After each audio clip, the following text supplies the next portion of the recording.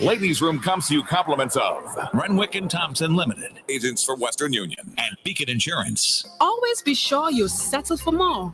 Get up to 35% off Beacon's fully comprehensive vehicle insurance and still cover a whole lot more. Enjoy higher discounts and better coverage for any kind of vehicle, car, SUV, or pickup with free loss of use, windscreen cover, and special perils. To sign up, call us at 440-4447 or log on to beacon.co.tt and settle for more today. 2 times 2 is 4. 2 times 3 is 6. Education multiplies their chances and places the world of opportunity in their hands. No matter where they are in the world, make sure they are prepared for their journey back to school with Western Union. School fees, books, room and board, whatever the reason.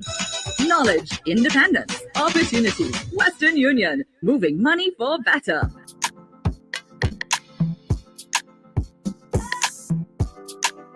And we are back in the room. Good morning, everybody. So nice of you to join us again on this Wednesday, March 9th. I trust you guys had a good night. And of course, looking forward to a better day. Hope it's progressing nicely. And like I told you all earlier on, we have a very special guest this morning.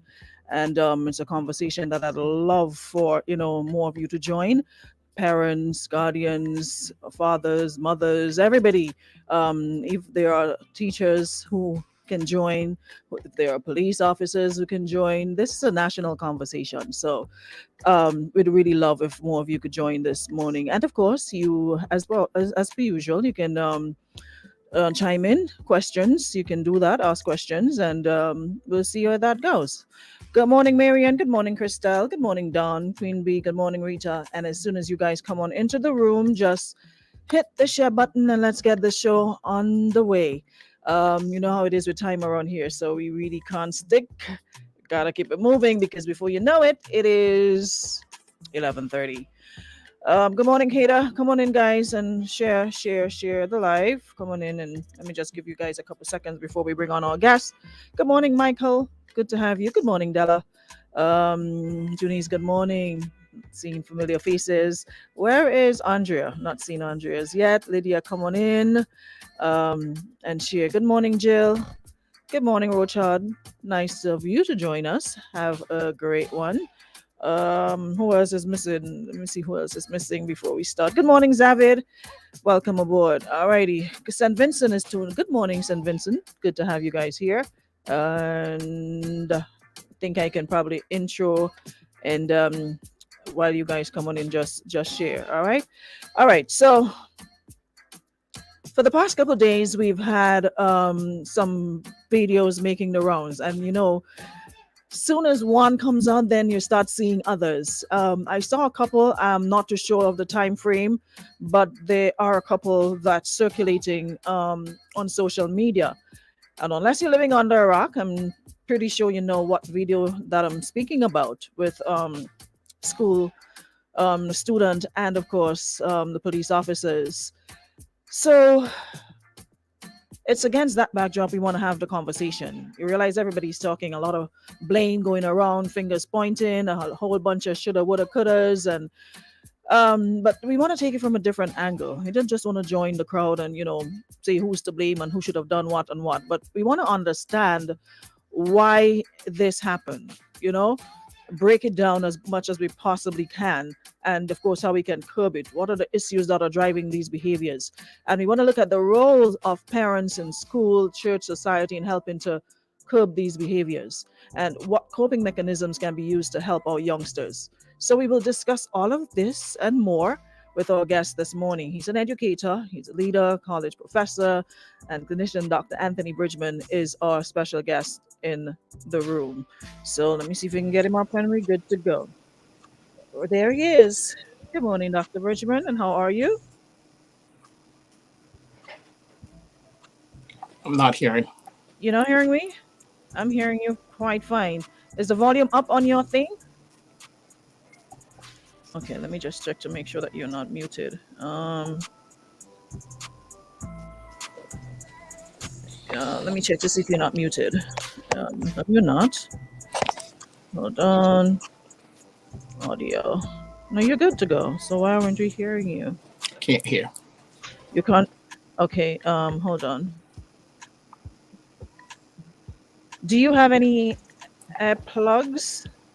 If you can't hear me, then it's useless asking you. All right. Let me just pull you off, and then you can come back in. You probably need to turn up the volume on your phone. Turn up the volume on your phone. Hold on. Let me just let him know. I was hearing you fine a minute ago.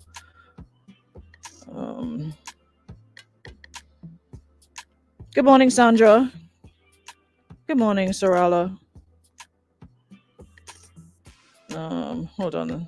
I was hearing you fine a while ago, so maybe you just need to go out and come back in because you were just fine when I did the check.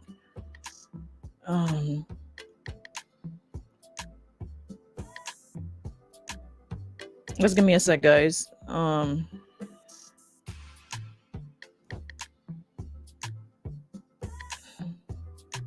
I was hearing you fine before. I don't know why I'm hearing you now.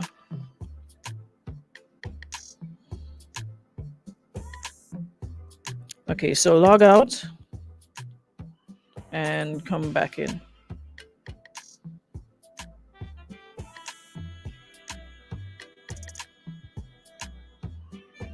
All right, let me just give him a second to log out and come back in.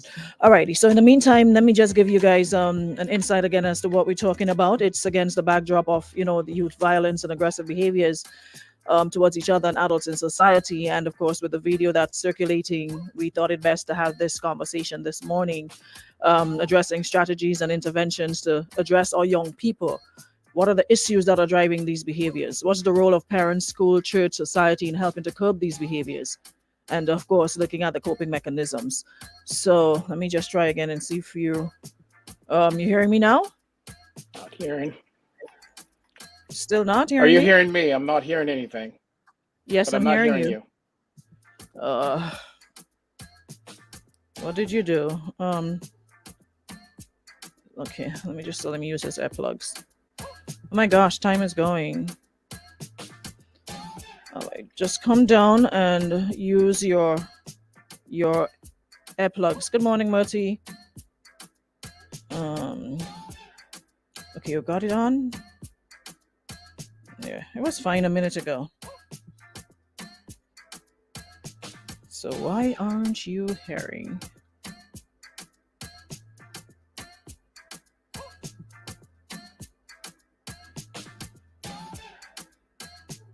Yeah, I'm just trying to fix this, so bear with me for a minute.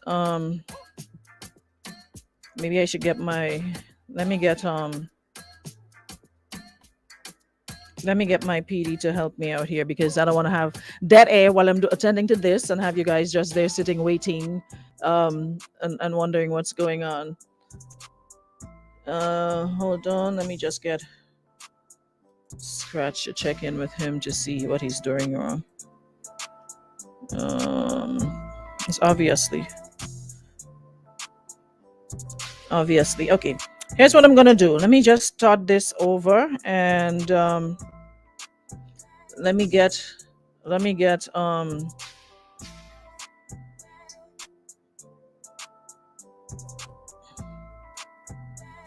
yeah, go out and come back in. Yeah. Alrighty, so let me just give him a couple of seconds to see if logging out and logging back in will help. And we'll take it from there. Good morning, Alana. Yeah, it's a conversation that we really need to have, and I really hope we can get to do it today. You know why they say strike while the iron's hot, while the interest is there, because we're basically folks who something happens today, we're all up in it, and then tomorrow, we move on to something else, and then it gets cold, and until something else happens, and we go. Yeah, very important. And we wait until the next time, and then we all hoo-ha and hot and bothered under the collar, and then we come back with it again. And so we really want to have the conversation, and we don't want to just join, the crowd and stop just pointing fingers. Who's to blame? This one's right, this one's wrong. But just look at it from, a clinician perspective, a clinical perspective. All right, let's try this again. Are you hearing me now? I am hearing you now. Good morning, and I'm so sorry again for the technical difficulties. Yeah. Hold on. Are you hearing me? Are we hearing you clearly? Are we hearing him, guys? Just give me a thumbs up. All right, so I think we're good to go. Great. So, well, I did the introduction already. 12 minutes gone, so I'm not going to do it over again. It's okay. We're just going to continue where he left off. Basically, he was telling them why you're here. But for the benefit of those just joining us, maybe you can just briefly tell us about yourself and, of course, what makes you the best person to talk to today about this. Well, good morning, and thank you for the invitation, and good morning to your listeners in Grenada and abroad, in the diaspora. I don't know if I would say I'm the best, but I have been working with young people for a very long time, and my background is in psychology, counseling, education, leadership, and that's what I do for a living right here in the United States. I love what I do working with young people, and so I think in terms of the day-to-day activities and working with people, my dissertation in my doctoral studies was on young Black males in school. So I understand the behaviors, and so I come in from a contextual perspective with a rich background in those areas. So again, thank you for the opportunity to discuss this. Fantastic. Now, like I was saying before, you joined us. I think we're all up to speed with what's happening. We've seen the video circulating. Since then, I've seen two other videos with youth on youth violence, and others. Of course, on the weekend, on Saturday, there was an incident which resulting in a death of a young man below 20, age 20. Another one hospitalized. So again, violence among youth, and of course, that sort of it makes its way towards adults. Now we've seen that video, which is sort of the onset for all of this, with this student and the police officers. And like I said, social media has caught a fire with everybody saying who's to blame, this one's right, this one's wrong, we should have, could have, would have done this that way, and what have you. Some saying it's the fault of the parents, some saying it's the fault of the schools, it's society. There's so much blame going around, but we're not addressing why and how we can prevent this. So this is where you come in. You've been working with youth for a long time. So is this something you can identify with? Yes, I can. And I love the way you just framed it, because that's important, given the background information and not just placing blame. And we're in a society, that's what we do. When something happens, we react, and we try to find the lowest picking fruits to say blame. And sometimes we go straight to the lack thereof, the parents and all those different aspects. But so I'm not here to place blame. I'm a strong believer in responsibility. So there are consequences to behaviors, and we do that every day. I'm not here to talk about in terms of the lack thereof of father absence. We all know in terms of the impact of father absence in homes. We all know in terms of the adults, the sustained caring relationships that adults have with kids matter a whole lot. We can't discuss this topic and not look at the last 2 years. We've been seeing that since we came back from the pandemic, Aruna, we've been seeing a lot of behaviors in students, not just in Grenada. We've seen it worldwide. We have had numerous forums out here in North America to talk about the behaviors we're seeing. We've seen impulsive behavior. We've seen school avoidance. We've seen depression, phobia, anxiety.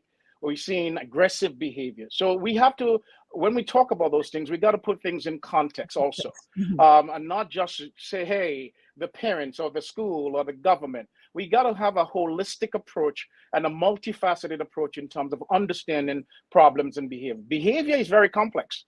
So, from the 30-something seconds we saw in the video, we don't know what happened before. And I don't know if anyone has spoken to the young man or the others who were there to get the story as to what's going on. Hey, there are consequences for behavior, and that needs to take place for us, but we have to work with our people. What I've seen is a charge. Charges have been laid against him. The police put out something last evening. And rightfully so. Now, what are some of the issues? You mentioned, 2 years, of course, lockdown, children not being able to do the things they normally do, not have in-classroom presence and all of that. What are the issues that are driving these behaviors that we can identify? Structure influences behavior. We all say in school, the psychology of schooling, people may say they don't like school, students may say they don't like school, but school serves a very important piece, not just the academic piece, but the socialization factor. when students were removed from school for the length of time they were, it affected them. Initially, they may have liked it because we're home, but then the socialization factor, not connecting with friends, they may do it on social media, but in person is a big difference. So when you came back in person, there should have been a gradual piece with regards to focusing on the social emotional needs of our youngsters.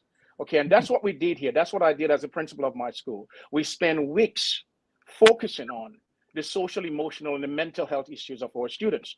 We've seen behaviors like getting a pass to get out of class because they're not feeling comfortable. So we had to create situations and strategies to coping skills to help them. Our resources in our school, it matters a lot to help those students. And we saw like aggressive behaviors a lot. We saw a few not necessarily the physical fights per se, but the verbal fights and stuff. So we had to reacquaint them in school. I had to have an assembly to address standards. I'm a strong believer in positive behavior intervention services. And that's something I would like to talk to you in terms of the school system, positive behavior intervention services. We spend too much time on negative behaviors. And I'm not here to talk at young people. I'm here to talk with them. A lot of times what we do, we talk at people. And I've seen all the postings and stuff and the labeling and all the kind of stuff, the name calling and the comparisons as to when we were in school, we didn't do that. You can't even compare the past 5 years to this current reality. So let's stop that. It's interesting that you made that comment because Shauna Cuffey, I think she's a therapist, something along those lines. She had a post yesterday basically saying that, we highlight so many negatives of young people and there are so many positive things happening with students that don't get this sort of energy and recognition, but we spend a lot of time highlighting pointing out all that they're doing wrong, what they should be doing and what they're not doing, and there's never a lift me up kind of mode. It's always put me down sort of energy. So how do you expect to get the best out of them? Now, in terms of like I said, the finger pointing, the blame, saying parents on school and this and that or the other. As a matter of fact, the school even put out something, realized that they since deleted that post. What is the role? Because some seem to think, it's black or white. It's either a parent's issue or a school issue. How do we connect the dots? Yes, and that's a very good question. It's not just black and white. There are gray areas, and we have to get into, and that's where the tough work comes in. You see, if you go from a linear perspective, linear thinking, A cause B, and therefore we have to consequence, and because A cause B, there are lots of factors. And and one of the things, Aruna, that I'm very happy about in terms of my career being successful in what I do is because of my counseling background. That I can work with students in terms of when they're going through issues that we can talk. They have an adult person here that they feel that they can talk, not from a disciplinary perspective. Discipline and code of conduct will take place, but I don't want to see the behavior repeated. So the school plays a role. Students are in school at least 7.5 hours per day. So don't tell me now that as a school, we don't play a role and only the parents blaming the parents. I think our parents at times need our help. Okay, the schools at times are not welcoming to our parents, or some of our parents.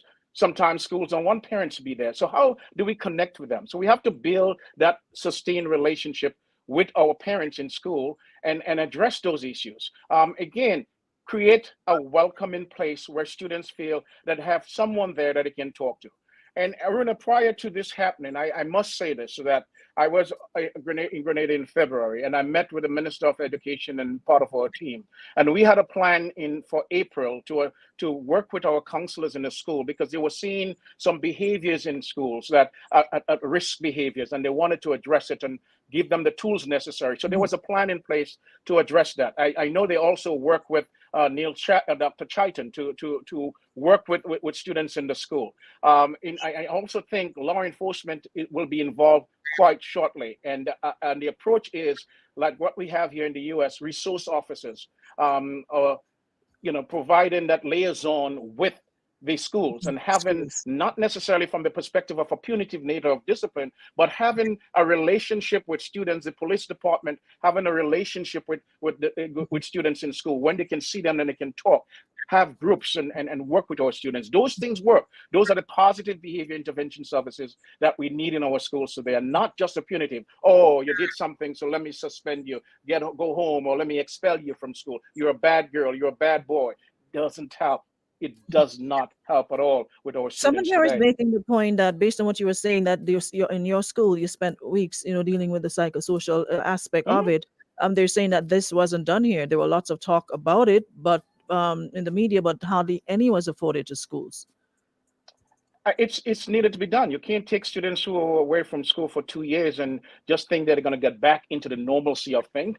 I mean, teachers don't just come in and say, welcome back, and we start teaching concepts and math concepts and all this kind of stuff. We got to connect with our students. How was the 2 years being away from school? What did you do? What are your issues? How can I help you? Those kind of stuff. Spend some time talking, and you're going to see behaviors that you know, and you got to know what hill you want to die on. You cannot always, when you see a behavior that may not be acceptable for you, you just punish that behavior. You can pull the student on the other side and talk to them about it. I mean, I walk around in my school a lot. I hear a lot of stuff, but I stop and I talk to them. What's going on here?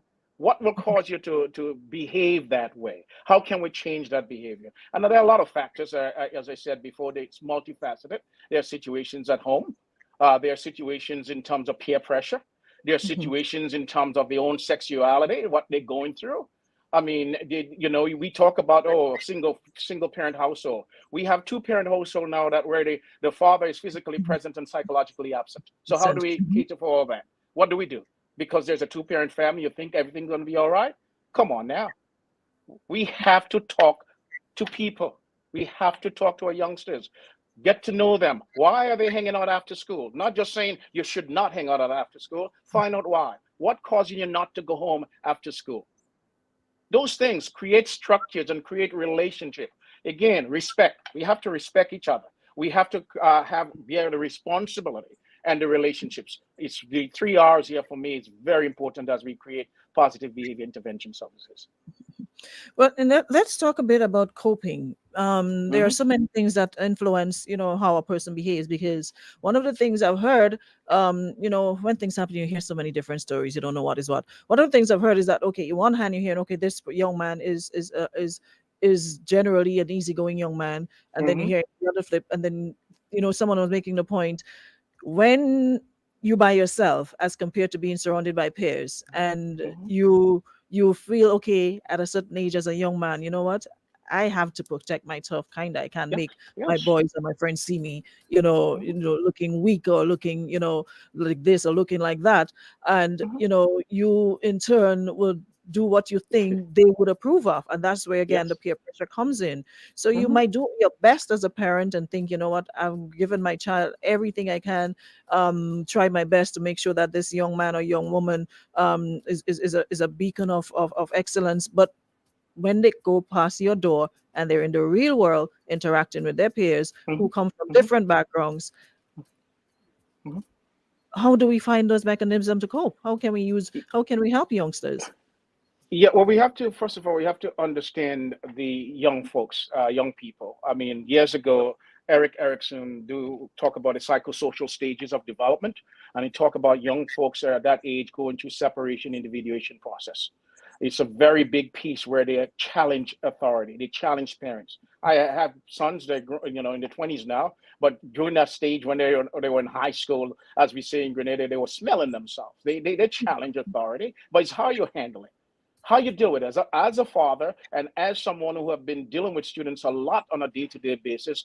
I know how, in terms of handling my boys, in terms of talking to them, not screaming at them. So yes, the idea of when they're together, the idea of groupthink, coming together, and I have to defend myself because of violation. The same piece with the separation individuation process. So what do? You understand how to de-escalate conflict. The video is a good example of the lack thereof of de-escalating conflict. The young man, the youngster is totally wrong. Needs to be consequence for his behavior. He needs to learn from that behavior. But the adult in that situation, they have to learn how to de-escalate conflict. Okay, that's so important. We've seen it a lot in our school system today. I tell my staff every day, When a student is upset and cussing and screaming, do not follow that student unless that student is a threat to themselves, to his or herself, or to others. But call me or call someone who can de-escalate the conflict. I've done workshop with my staff on how to de-escalate conflict. Sometimes you just have to walk alongside them. Sometimes you just have to listen. Come to my office, just sit and talk. Not a word being said. Just sit there when you feel comfortable. Talk. I did it on Monday. Okay, a student came to school with a parent's car without a parent's notice, without a license. Father came in to pick up his car. Students didn't want to give the keys up, crying, screaming, doing all kind of stuff. I had the student in my office for 45 minutes without saying a word to her first. Calm down. Once you're safe, you feel comfortable, let's talk. Again, we always trying to reprimand in the here and now. You know the child. In schools, you know the child. They're not going anywhere because adults need instantaneous gratification. We want to die on that hill. Oh, that child did something to me, so therefore I need a pound of flesh. In education, in working in young people, folks, there is no pound of flesh. But the thing is, the police officers, they are of young men who come from our society. We live in a relatively small, everybody knows everybody, and they already in a situation or in a job that, you know, you get training for a couple of weeks or whatever it is, then you put on the uniform and then you're out on the street. But there's a lot of things, like you said, like de-escalating, that there's been numerous videos where, you know, if one only practice that or use that method, we wouldn't be having these conversations still. But it's almost like an ego trip. Like, okay, same way, I'm not going to allow my other officers to see a student ragsing me up, and student, I'm not going to see my friends having this officer ragsing me up. So it's almost like the testosterone levels started to rise, and then you have what you have now. And someone is making a very important point here, which says lots of people do not understand the difference between discipline and punishment. A lot of kids are punished, not disciplined. Exactly. What do you take on that? Yeah, that's a very, very true statement. Discipline is a means of, the words come from disciple. Okay, to change, to you know, create a change in form of a behavior. Okay, to create something better. Punishment is a consequence for something, in terms of I'm gonna just, you did this, so therefore I'm gonna beat you. I'm gonna do corporal punishment. That's not just discipline. We always say, oh man, if you know the lashes I got when I was growing up made me into a better person. Well, that's, the jury's still out on that. I don't know that for a fact. So we need to discipline. Find out, again, we have a concept called progressive discipline. We also have something called restorative practice, where we meet with the student and help them to understand the behaviors. What caused you to do that? How do we change? Any student I discipline, I consequence in terms of suspension. Before they come back, I do have what we call a re-entry plan to talk about the behavior, what happened. As we move forward, how do we prevent that? What services do you need from us at this time? So those things are very much important and needed. And you're going back to the point you made with regards to the officers or the adults in the situation. I'm a strong believer that you have to respect authority. But also at the same time, the adults have not shown us example, shown the young people example in respecting authority. I need to say that.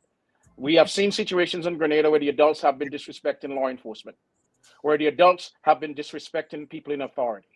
I mean, you read all those things online. Don't you think young people are listening? So now that a young person who acted wrongly did something and we all going crazy, check the adults also. Behaviors are learned. Okay, it just doesn't happen that way. So we need to set better examples for youngsters. We in a society right now where everything and anything goes. No one listens to each other at all. I'm seeing it out here too. But we still have to continue to fight. We still have to continue to lead and to create school environments where students respect each other, be a responsibility, and the adults establish relationships with them. That's what will work.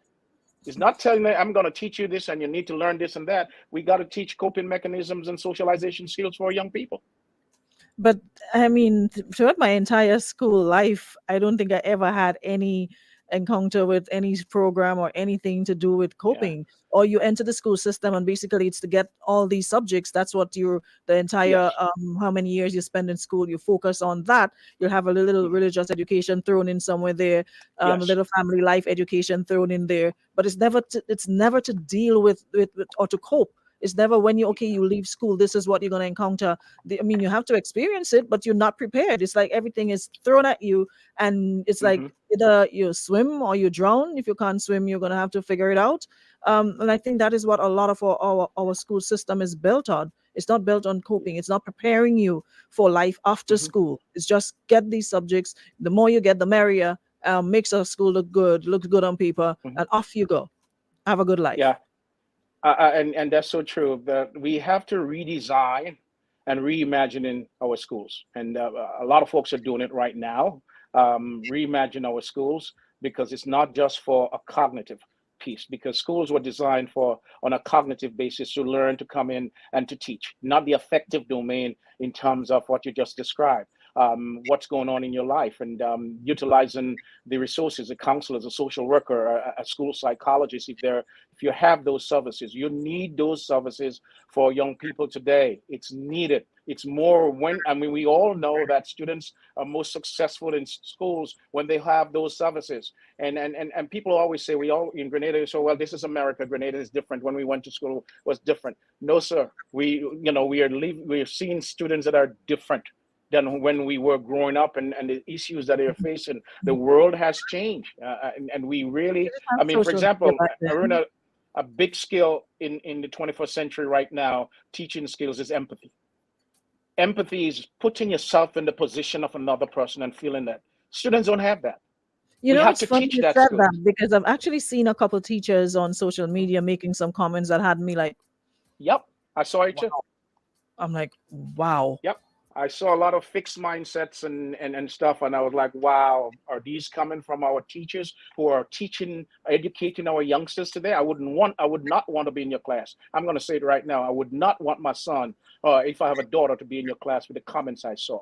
And I had to comment on one of those things because the categorization of the people and what was said was really hurtful for me as a man, as a leader, as a father. I cannot accept those things in terms of those comments. Behavior, as I said before, we have to separate the behavior from the person. The behavior needs to be dealt with, but the person, we have to believe in the dignity and worth of human beings.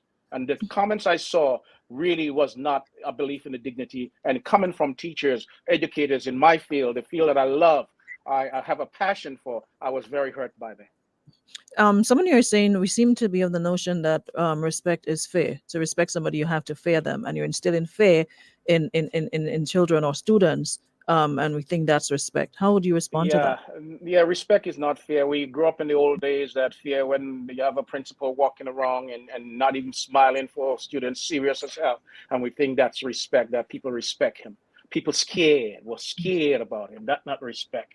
Respect is beyond those kind of stuff. Respect is being considerate of people, understanding people and dealing with them properly. Respect. My students and my staff respect me not because they're scared of me. They respect me because when they come to me with a situation, they know I'll handle it. They know that I'm a caring person. That's what respect is all about. Students, if they say an obscenity in the hallway, they see me, they apologize. That's respect, not being scared. We have to move away from those paradigms, shift our paradigm a little bit here. That respect is not being scared. Like, back in the day when your principal is walking around with the strap on his shoulder, that anyone, you couldn't move, because you want to instill discipline. That's not what discipline is all about. You're instilling fear. It's the same way in parental relationship. You have a dad being very serious at home. The only time he wants to talk to a child is when the child did something wrong. That's not respect. We have to cultivate better attributes and virtues in people Because I've rather seen a than couple using those. comments. I've seen a couple comments along those lines that children these days they're not afraid of police. And when I was growing up, I was afraid, deadly afraid. And I'm like, how does Yeah, fear reach in this conversation? Why should they be afraid? yeah. That means that growing up those times, the police didn't do a good job because there's a concept of community policing, where the cops are in the community of where they work and they get to know the people. So if a mom is having an issue with a child, and hey, officer is wrong, and hey, talk to my son for me. That's the relationship. This is what we need in terms of our communities with our young Black boys in Grenada, to have adults who care and can talk to them and help them out, and not just coming from a fear perspective of talking at them. We do a lot of talking at people, but not necessarily listening to them. If we spend some time understanding their life, what's going on in their life, again, the behavior, we have to deal with the behavior and change that behavior. And there are consequences for behavior. But at the same time, we have to work with our people, and we cannot give up on them. I would never give up on a youngster. I mean, the number of students that have come back and thanked me, I've seen them working in all different places. And when, I want to just thank you. Yes, I got to even remember what I did, but hey, you are there for me. Even though you may have consequence me, your approach to me was so helpful. And I want to thank you for that. We need that. Mm-hmm. So how can we, what sort of methods can we use to deter? What are deterrents? What can we, moving forward, how can we, what are deterrents we can use? What would you recommend? And that's the way in terms of a solution-oriented approach. And I think, again, we spend a lot of time on consequences, but here's what we're going to do. The best thing to do is in schools, relationship, adults in the building, the teachers, the principals, the vice principal, everyone in the school, and identify students in terms of establishing who they need, a mentor, providing mentors for those kids. Okay, you see them in town hanging out, stop and talk to them. Because the schooling is not just in the four walls of the building, it's outside too. What's going on in their life? So relationship is the first piece I would always stress on, because if there is no relationship with students, it will not go anywhere. So establish relationship with your students, talk to them, listen to what they have to say. I've worked with a group of parents, and I'm going to continue to work with them with GBSS parents to talk about those things, relationship with your students. Okay, so that's one thing. As I said before, I think the schools have to reimagine themselves and make some changes. Connect students with the business world outside of that. Okay, so not every student has to be in school for the entire day. Send them in terms of doing internships, mentorship within the community. That will help a lot of those students that we talk about, they're just hanging around in town. Yeah. Schools need to establish those partnership and relationship within the business sector of the community.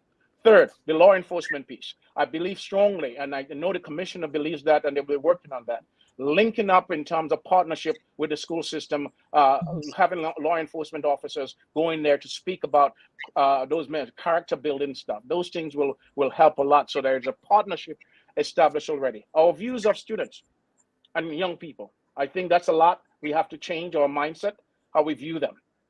Okay, adults, we need to set examples, better examples for youngsters today. What we say to each other, how we deal with authority, those things at times youngsters are looking at it. I want to go back to the point I always make. Anytime somebody asks me to do something, I always say an adult, sustained, caring relationship with a child, with a youngster matters a lot. Arena, years ago when I did my dissertation, I was very concerned about the school that I was working in at that time. The young Black boys were not graduating on time. They were very much frequently disciplined, fighting outside of school, doing a whole lot of stuff. And I took upon myself and I said I needed to change. So I did a pilot study, but there were about 25 of them in the 9th grade. That like a Form 1 for you guys. And I wanted to understand the experiences. Tell me about what schooling is about to you. How do you feel when you get to school? Who are the adults in the school that you talk to? Share with me your experiences. And what I learned was eye-opening for me, that what they're saying. The schools at times were like a prison system. So we had to change what we do and how we treat young people and how we talk to them. Okay? I mean, when you see them and the way the adults and, oh, he's back again. And like a student who has not been coming to school and they come back to school, you should be happy. I just saw one who haven't been around a whole long time. I went and I hugged him. I said, welcome back. That's what you do with young people. Connectedness. Okay? Those things will help a lot as we do it. Not just being punitive. We are coming from a perspective of too much punitive, and we put them in group homes. And what happened in those group homes? It's the same behaviors. It's interesting you made that stick a pin, because there's a question here from someone asking, what are your views on the juvenile center in Las Vegas? Is that a facility serving its purpose in helping young troubled youth?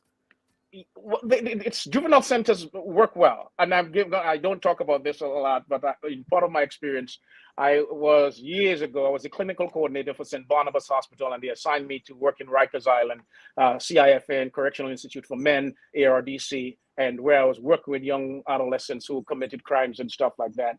And juvenile centers, if it's not run properly and don't have all the activities and resources necessary, you just reinforce the negative behaviors in students. So they go in there and they meet someone who have been really much doing more severe behavioral problems, and we put them together. And what do we expect?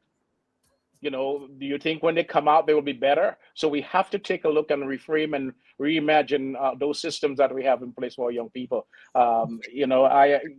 We need centers, but we need effective centers that are run efficiently and properly. Another question. Someone says schools are still hanging on to ancient methods and still wondering how to reach or engage modern age students. They have not they have not bridged that gap. It's like it's still stuck over there, and the students are all the way up the road. Yeah. Well, as I always say in all my teaching and coaching, the two systems that are very difficult to change and the hardest systems to change is the church and the school.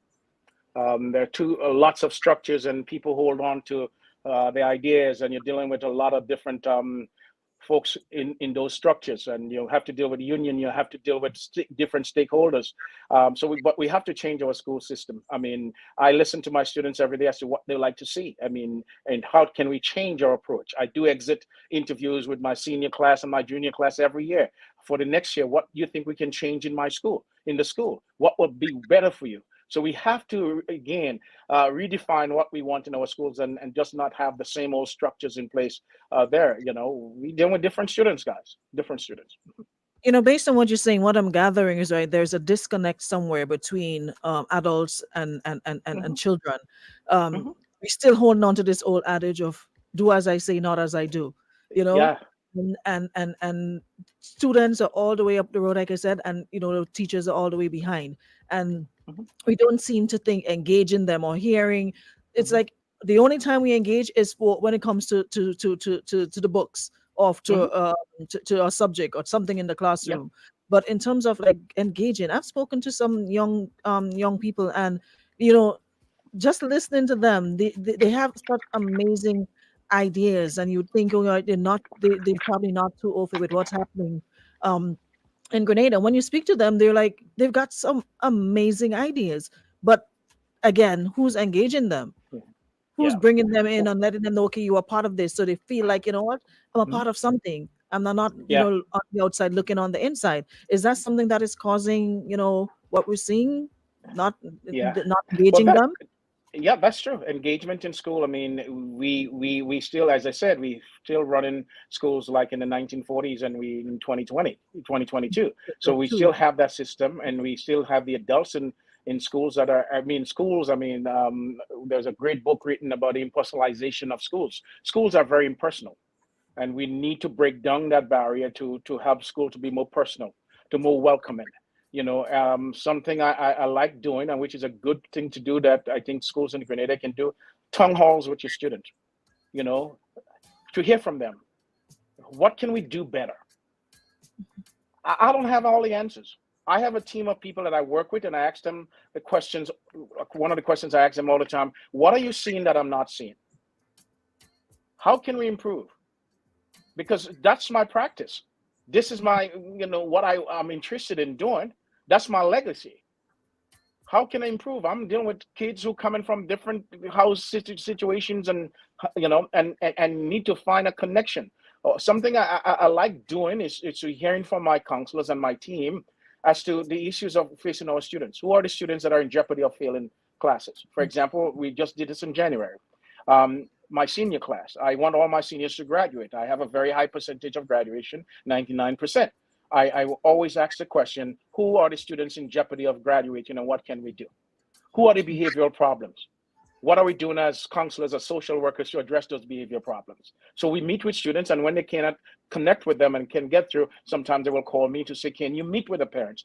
Aruna, the number of parent meetings I've had with both parents, one parent, and sometimes the students are disrespecting the parents, and I have to stand up and say, you're not going to do this in my office. But they know that with me, I am coming from a perspective of care and concern and to work with them and to help them. Not from a saying that I don't care, it's not my business, you do whatever you want. That's not my leadership. We have to be more caring people as adults to working with our students in our school. That's we all say that they're the future, they're the now of our generation in terms of the future of the country. But we have to provide the necessary coaching and mentorship for young people, not just talking at them and when something happened being reactive, and we're not proactive at all. We are very reactive people. Yeah. I wish we had more time, but I gotta go. But one thing though, you've raised a very You gotta important go already. I mean, we just started. You gotta go. I mean, come on now. This is good stuff. 30 minutes, so we'll have to invite you again. But you made a very important point about the town hall meetings. We have we're basically in an election season right now, and it would be really good to have whatever party engage only young people.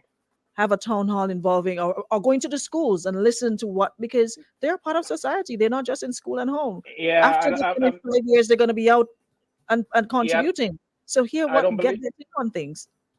I don't believe political parties should be going into the schools. I think there's a separation there. Have them in the communities and stuff, but not going to the school and preach politics. I think there should be a separation of those things. But yes, I agree. Community centers and stuff. Yes. But the point you're making is a very important point to connect with the young people and come up with an effective plan. Not just talking about saying we're going to do this and we're going to do that better and stuff, but come up with an effective plan that is related to young people. As I said, a lot of times as you talk about the election, young people at times they have to have a reason to come out and vote for you. Look at the data worldwide, globally. There's the percentage of young people voting very low. Even in America here, Obama first time was a very high percentage, but after that, it dropped tremendously. They need to have a sense of what we call competency, relatedness, and a sense of autonomy. That's if you don't have those pieces for young people, forget about it. You're just talking to them, and they have been through that too many times before. Someone says you've earned yourself a comeback. I earned myself a comeback to the ladies' room. Sorry, I have to invite you again. I've never. Okay, thank you for the ladies' room. I've never been invited. This is my first time. It's a good room to be in. So we're gonna invite you back again because these are some really good conversations, and there's so many comments I'm seeing and questions that we won't be able to address all of now. So we'll really have to comb through it and probably find a topic or two in there because I think we need this. We really need this. And I'm really appreciative of everyone joining us today and contributing to the conversation. So they say bring him back. All right. So we're going to bring him back. Thank you. All righty. But so before we go, I want to renew my commitment to Grenada, to working with the young people in Grenada. This has been my mantra. I'm committed to working with Grenada, to giving back to my country, and I will always continue to do that. It doesn't matter, in spite of whatever, I will continue to do that. Thank you. Appreciate you. Thank you so much. So we'll organize again. All right. Have a good one. Thanks so much for checking in. And thank you so much, everybody, for coming in. Yeah, I know today was one day when I wish we had more time because there's so much still to talk about. And you guys are raising some very, very good points. And I'm looking forward to having another conversation like that again. Thank you so much, Beacon Insurance. Thank you so much, Western Union. And thank you, my listening audience, for checking in. See you guys tomorrow. All right. Have a good one.